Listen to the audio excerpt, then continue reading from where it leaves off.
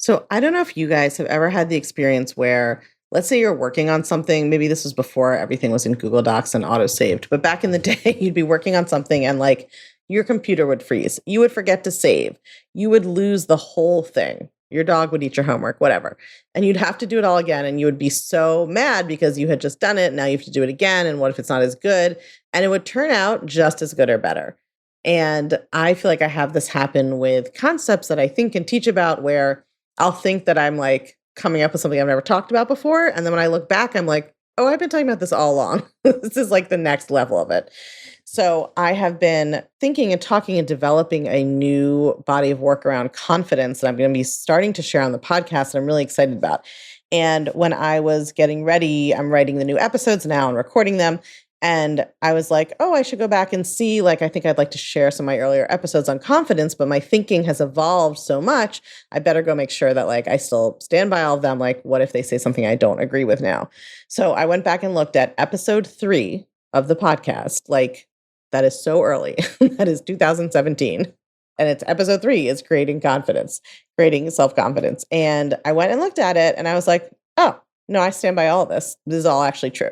So I think that my teaching on confidence is evolving in like a more specific and detailed direction, which is going to be so valuable for you guys in terms of really breaking down like what are the skills and thought patterns and emotional and regulation skills you need to build confidence. So I'm really excited to share that with you over the next couple of months here on the podcast. But we are going to start with this early episode, with this greatest hits repeat, because what this episode really focuses on that is so important is that confidence doesn't come from external accomplishments. And I talk about the kind of catch-22 that people get themselves in where they're like, well, how can I be confident that I can do it when I haven't done it yet? So you're going to hear me talk in this episode about confidence as a thought or a belief system. And that is part of the bigger picture of confidence I'll be sharing with you over the next few months. But I think this episode is a really good place to start so that we are all on the same page in terms of our foundational beliefs and assumptions about what external accomplishments do and don't have to do with confidence. So we're going to start with this. Next week, we'll be talking a little bit more about what is and isn't confidence. And then we're going to get into this new definition of confidence and this new tool that I've created to share with all of you about how to create more self-confidence. So it is going to be a really powerful next couple of months here on the podcast. Make sure you are subscribed or following whatever your podcast app requires. And share the podcast with a friend if you would, because I really want more and more people in the world to know how to create true self-confidence. So if you have friends who struggle with any insecurity or confidence or imposter syndrome or anything like that, send them the podcast. Let them know this exciting couple of months is coming. You and they are not going to want to miss it. Welcome to Unfuck Your Brain. I'm your host, Cara Loewentheil, Master Certified Coach and founder of the School of New Feminist Thought. I'm here to help you turn down your anxiety, turn up your confidence, and create a life on your own terms, one that you're truly excited to live. Let's go.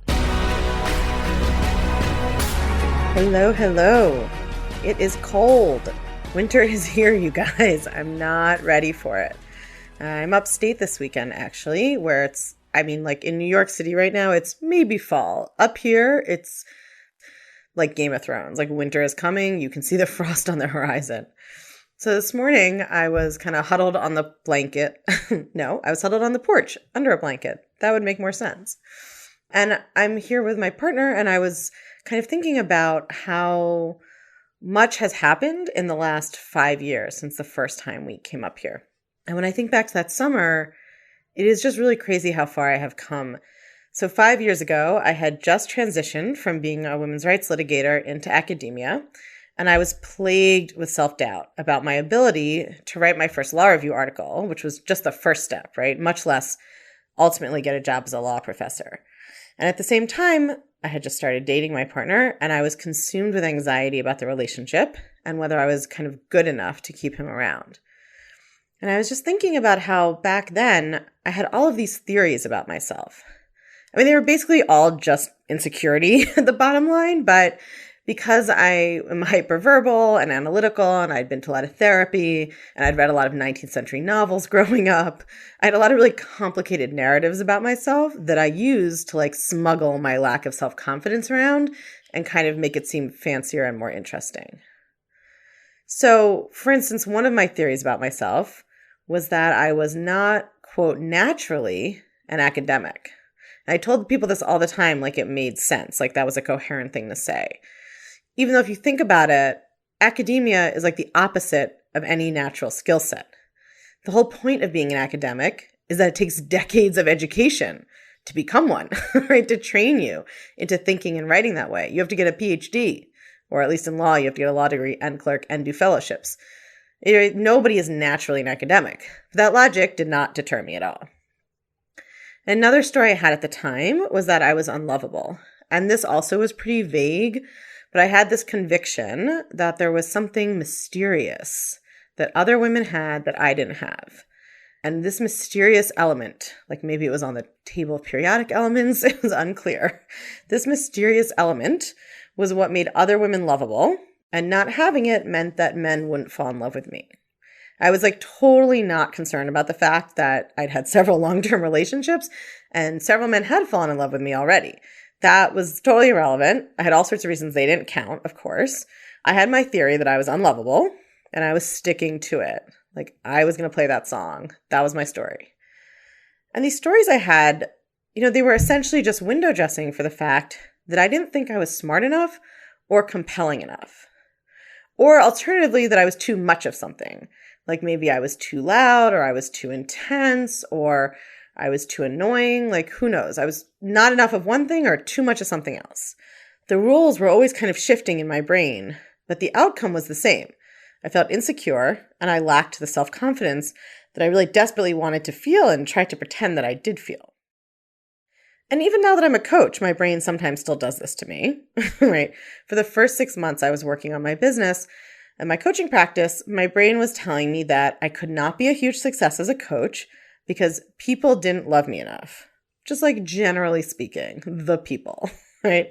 There was a coach I knew who I really admired, and I watched her online presence, and she had a big tribe of people who seemed to really adore her. Now, she'd been a life coach for 10 years, right? She was a master coach and a very successful one. So of course she had built up a community.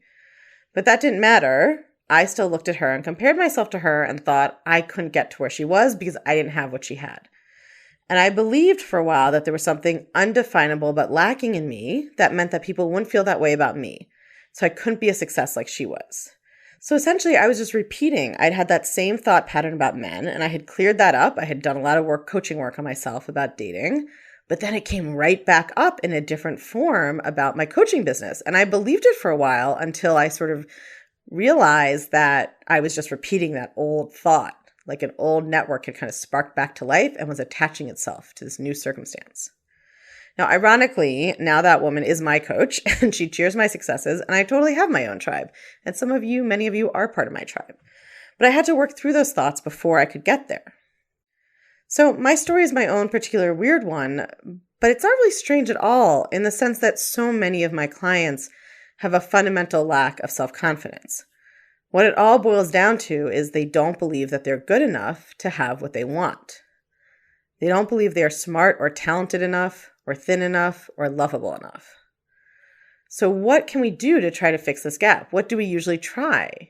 I mean, many of us know that we're lacking self-confidence. There's books and magazine articles and online quizzes, right? And we try to fix it, but nothing we try works. The first and most obvious thing we try to do is we try to fix it by accomplishing something external, right? If I just get the promotion, if I just get the clerkship, if I just lose the weight, if I just get a boyfriend, if I just get my boyfriend to propose to me, right? Of course, we're making it harder to achieve those things because of our thoughts, but sometimes we're able to white knuckle it through and get there. And then what do we find? We still feel exactly the same. External accomplishments do not create confidence. They can't, because external circumstances don't create our feelings. Our thoughts create our feelings. So if you tell yourself that you're not smart enough and you don't work hard enough, and then you get a promotion, it's not going to change those thoughts. You're just going to start believing that you tricked everyone else, or it was luck, or they felt bad for you, or they had to promote you, right? You're going to keep your insecure base thoughts and you're not going to change them because of this additional information. If you look at some of the really interesting studies around political arguments, right, it shows that not just political arguments, but sort of any belief that people hold strongly, like about global warming or politics or anything else. When you give people evidence that contradicts their belief, it does not change their minds the way you think it should, right? It actually can make them cling harder to the original belief, which is craziness. But that's because you're not changing their underlying belief. You're not dealing with whatever their underlying premise is. You're just trying to argue them out of it. And the same thing happens when you lack self-confidence and you feel insecure, and then you try to sort of dissuade yourself with some facts, right? It doesn't work. You can dismiss the facts. If you don't change that underlying thought that causes the insecurity, it won't make a difference. If you have ever wondered what it'd be like to work for me, or you've hoped to work for me, or you've dreamed of working for me, or you've just been wanting more purpose and mission in your work life, and you've been wanting to be part of a team that is changing the world, that understands work-life balance, that uses coaching in every element of building a business, managing employees, and creating a team culture, then you're going to want to listen up, because we are hiring here at the School of New Feminist Thought. And we are actually hiring for 2 positions. One is for a COO or EOS integrator. And that person is my right-hand person. That is the person who is responsible for taking my vision and my strategy and translating it into reality. We are also hiring a program manager, actually a programs manager. And this person will be responsible for managing and overseeing all of the incredible coaching programs that we offer our clients and our students and our followers. This is all obviously high level, and you can find all the details in terms of responsibilities, experience required, salary, benefits, all that stuff at unfuckyourbrain.com/hire it. I can't wait to hear from you. Another thing I think we like to try is we like to ask other people for validation, right? Like if I confess my insecurities to my friends, they'll tell me that I'm silly and I'll feel better. If I ask my partner if I look pretty today and he says yes, then I'll feel better. And that's what produces often us, especially in dating, trying to maneuver the conversation around to set it up for the person to say something complimentary. So if they do, I can feel okay about myself. And often they don't, because you didn't give them the script to the whole situation of what they were supposed to say. And then that just reinforces the insecurity that you were trying to cure by manipulating them into saying something you wanted to hear. So here's what's happening when you try to get external validation from other people. You're basically asking them to offer you a thought that you can think. And for a few minutes, you believe that thought because someone else said it, so you feel better. But you haven't changed your underlying thoughts about yourself. Again, it's just like getting the promotion. You haven't changed the underlying thought about yourself, so it doesn't stick. Insecurity is like Teflon, right? Nothing anyone else says or does will stick to it ultimately. It will all slide off. External validation is like candy. The sugar high is pleasurable for a minute, but then it wears off and you feel even worse. But here's the thing I think is fascinating about self-confidence. We all have it exactly backwards. We think that accomplishments and what other people think of us are what produce confidence. If I get that raise, I'll feel good about myself. If that guy wants to sleep with me, I'll feel good about myself. If my parents praise me, I'll feel good about myself. But it's the opposite. You have to believe in your ability to succeed before you can accomplish something mind-blowing. You have to develop the confidence first. When I work with the clients on this, the first step is creating confidence by reviewing the things that they've accomplished in life. And that is totally a good place to start, right? You list your own accomplishments and you practice remembering that you have some. But the next level is thinking about what confidence really means. I don't think that ultimately confidence is actually about the achievements you've already had. They are totally a good place to start in rewiring your brain for sure, because they are evidence that you can achieve. And by focusing on them, you can start to rewire your brain away from discounting them. But they're still relying on evidence. And evidence is not what produces confidence. After all, what about someone who hasn't got any achievements yet? Right? How does that person achieve something huge and unthinkable? I think the answer has to be that confidence is the belief not just that you've already done some things, but that you have the capability of doing something in the future. Confidence is the belief that you already have what you need.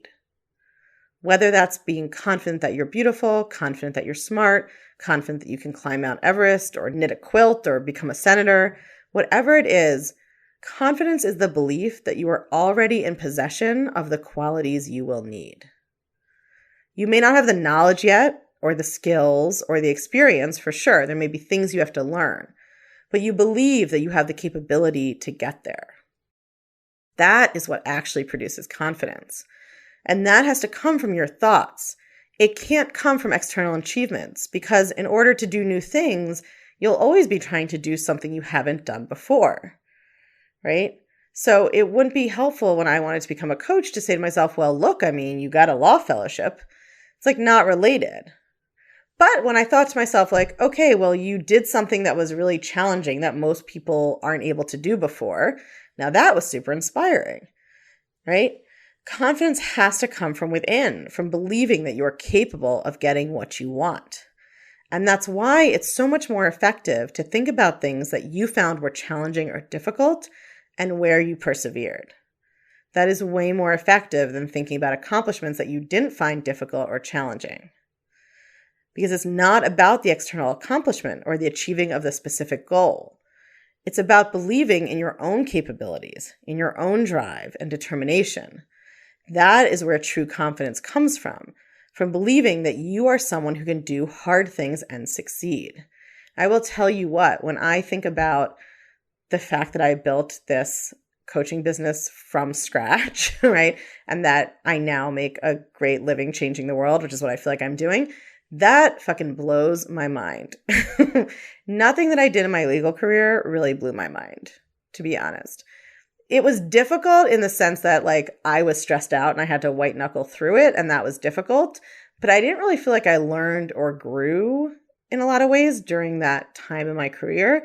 And so it didn't really feel inspiring. It didn't feel confident.